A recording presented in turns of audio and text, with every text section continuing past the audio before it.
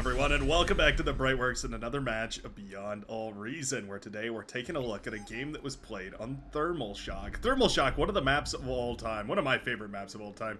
It's a diagonally balanced map, so you have one team that spawns up here in the northern corner and one team that spawns down here in the southwestern corner. Yeah, kind of cool the way that this map is laid out. Means that we have some interesting battle lines that these commanders are going to be vying for control over, and we've also got some top tier commanders going to be showing us what they've got. So today, without further ado, our blue team leader, a commander that goes by the name of Quacker. Yeah, just a nice friendly duck right there. Yeah, a real duck fan. Quacker going to be going to be playing on the front lines here as an Armada commander.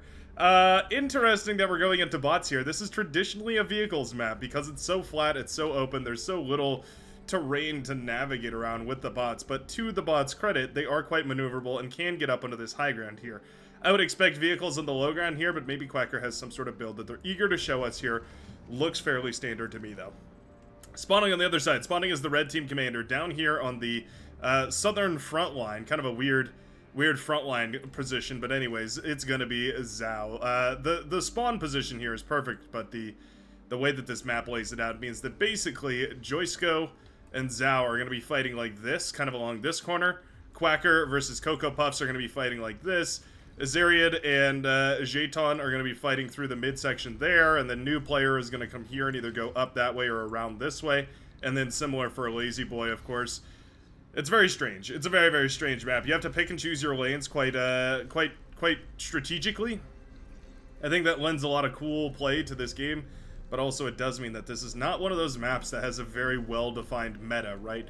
You're not going into this map with everybody kind of understanding their roles. There might be a little bit of confusion here, so that's where that teamwork becomes really, really important. Early ticks coming across the map right here. One of them will snag a kill against Joysko's Metal Extractor. It will be blasted to smithereens too, so we're going to have to rebuild the whole thing. That's some excellent value for a tick. One of them, well, looks like it got caught, actually. It did squeak through, but it looks like it was eventually shut down. Oh, there it is. Smoldering corpse of a tick blasted down by Quacker. So a nice defense right there from the blue commander. Zhao going for their trademark build order here. It's a commander going for a ton of solar panels and wind turbines until there's enough constructors here to facilitate bot lab production. Gonna be spamming out those ticks left, right, and center, using them for defense, and then sending them on over for a little bit of aggression. Resbot's spotted there, but not gonna be the main target. An excellent defense right now from the red commander. Using the constructor to move forward here to try and claim these mexes is always wonderful as well. Obviously, getting those mexes up and running means you can produce way more units. We do have construction vehicles being deployed to the front lines here as well, which is always cool to see. Grunts and Mass will catch this con a little too greedy. That red con overstaying its welcome, overstepping its bounds, and just like that, the Grunts managed to clean all this up. Yeah, the ticks can beat Grunts. It's a kind of a weird engagement, but eventually here, the Grunts do manage to overwhelm everything. Oh, we're going for Centurion play. Okay, cool. So Zhao gonna pump out some of those heavy Armada bots, going for Centurion here to try and counter the mass Grunt.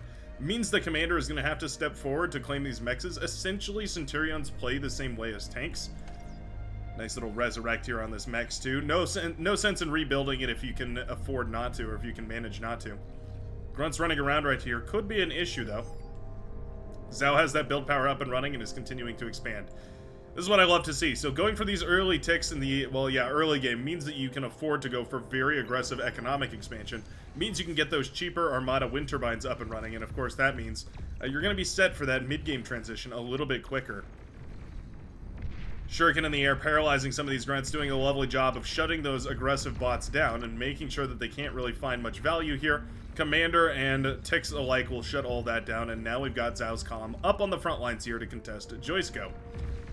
Azariad going up against the tan and hot pink commanders. Nice D-gun right there from the green commander. Beautifully done right there. Blasts away a whole swath of units from the tan commander's forces. Jeton loses tons of grunts to just a 500 energy blast coming out of that cyan green commander. Nicely done. So far on the front lines here, it's still a 2v1. We have Zao and Cocoa Puffs going up against Quacker, Titanic, and Joysko, all of which pumping out units and putting them on the front line. Looks like Grizzly is headed out eventually here, looking to get that build power situated, and once it is, those units will start heading out to the front line. We've also got our backline contributing, so this is interesting. This is not very standard.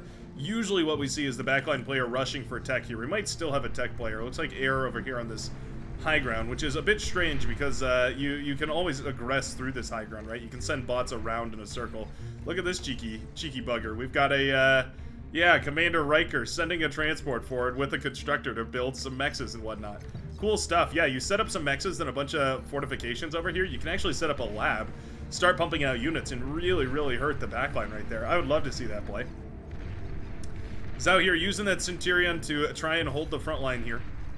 Centurion, aka Meatballs. They're quite good. Honestly, who wouldn't mind seeing their name changed to Meatball? Like, Centurion's cool, don't get me wrong, it sounds awesome. But that's a meatball. Yeah. Those are the Meatball brothers.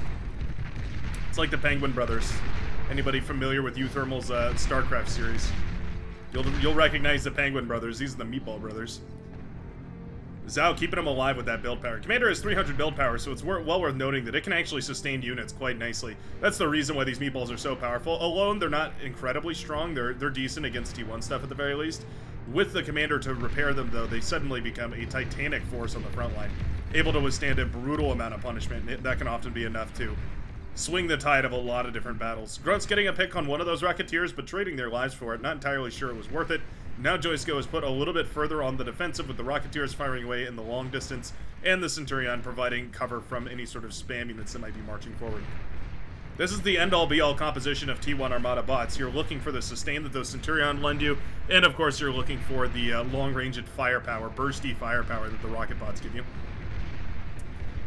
Centurion stepping forward. As long as the micro is right, the Centurion will never go down. It's exactly what we see right here. Zao opting to use the commander to repair rather than using the using res bots, which is what we see a lot more commonly. Oh, shuriken out now. Yep, whole army has to pull back as soon as those shurikens show themselves. As far as anti-air goes, technically speaking, the Centurion can fire up into the air at those shuriken. Not necessarily the most, you know, the most effective anti-air, but decent to say the very least. Better than nothing, I guess is what I'd say. LLT's also technically able to fire a shuriken. Another one of those like weird technicalities, right? Apparently Tex can fire a shuriken as well. My goodness, sorry, missed a big explosion right there. That's the Cyan Commander going down. No doubt to the forces here of Grizzly and the Red Commander pushing forward right now. Centurion are lethal against Commanders. For anybody who hasn't seen it, Commanders can barely outrange a Centurion can barely outrange a commander with their light laser gun. So if they're micro just perfectly, they can actually bring down commanders all on their own. A single Centurion can bring down a commander if it's microed 100% perfectly. Obviously, 99% of situations, it's not going to be microed perfectly. You're going to have a little bit of slop here and there, maybe some ping issues, maybe a little bit of an APM stall, however it manages to shake out.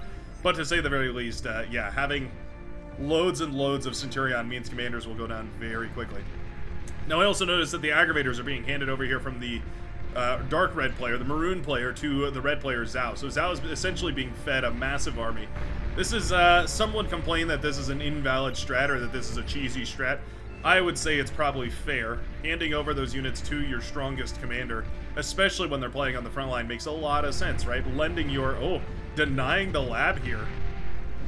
Wow. That's a rough choice for Titanic. Denying the lab so it can't be reclaimed right now.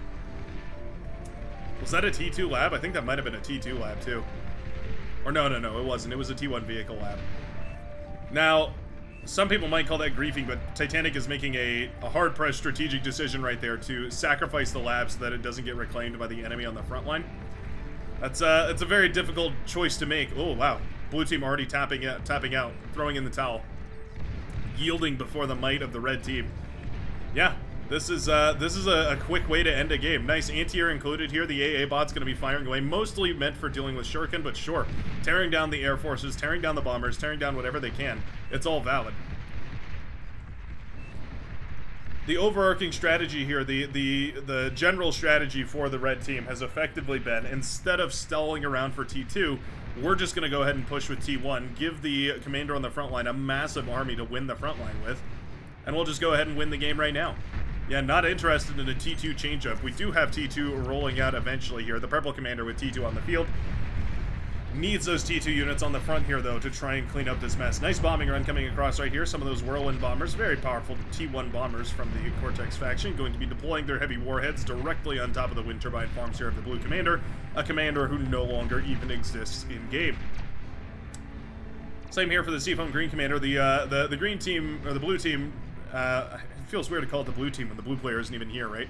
I think I'm going to pass commandership down to Azariot, who is now the green team leader.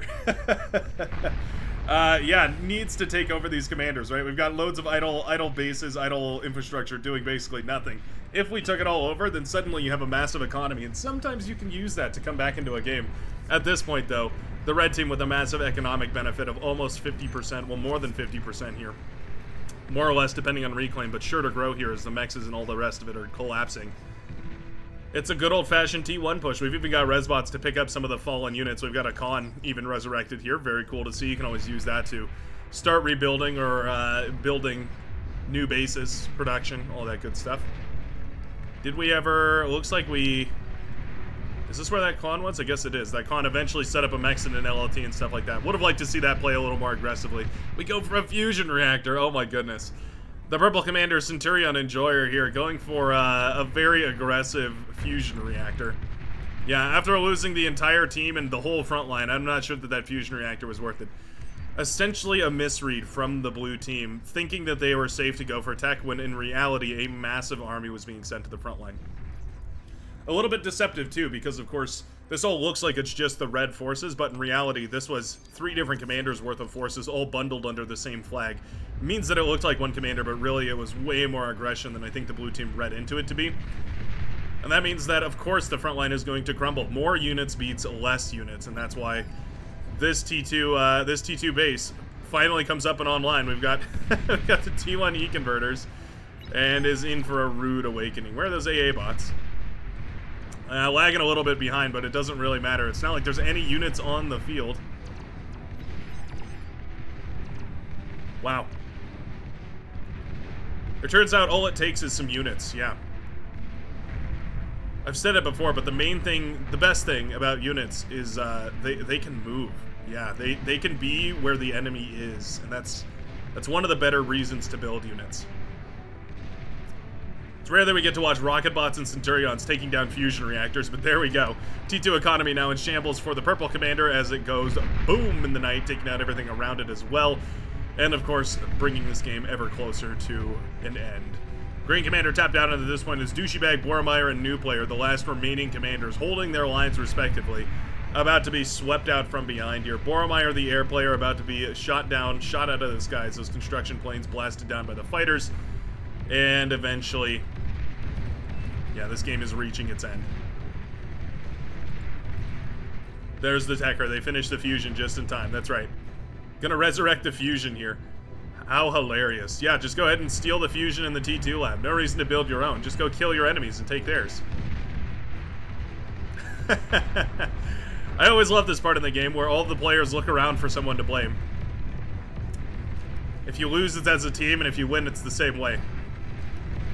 Always important to keep that mindset, otherwise you fall into what I like to call APM overflow, where suddenly your base is gone and your units are destroyed, and all that APM has to go somewhere, so you just start typing away. Doesn't really help anybody. Unless you're asking for a constructor or whatever, that's noble enough.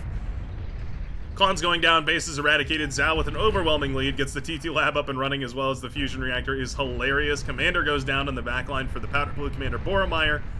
Now leaving only New Player and Douchebag on the front here. We've got T2 already up and running, though, for the Pink Commander Blade Runner to hold back this T1 army that is mostly siege units. Yeah, I see Wolverines and Lashers here. Right? We have a single Riot Tank, which is obviously not going to hold up well against the Sheldon here, although I will say the Sheldon fumbling their shots quite nicely. Yeah. Down goes the Lavender Commander. Bombers headed out on the map to try and deal whatever damage that they can.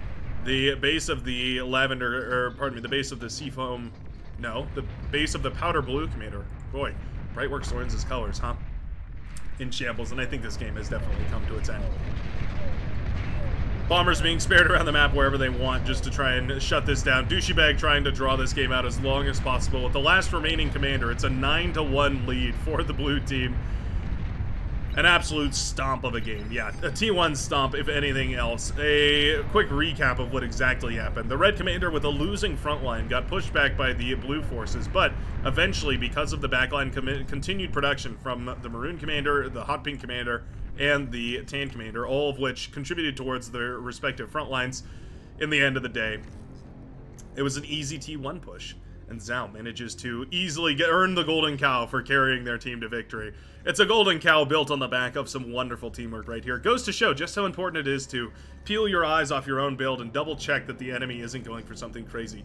This was 100% scoutable. If you had paid attention very closely from the enemy POV, you could have noticed that there were two different factions of units mixed into that composition, right? The aggravators and the aggravators and the Rocketeers, and the aggravators didn't have halos over them, means that they were produced and sent to the front lines. Gives you a clue that there was something fishy going on here. Anyways, thanks a ton for watching. I sure hope you enjoyed. Maybe giving you a clue as to how you can carry your own team in the next game of Beyond All Reason. Peace out, everybody, and see you next time.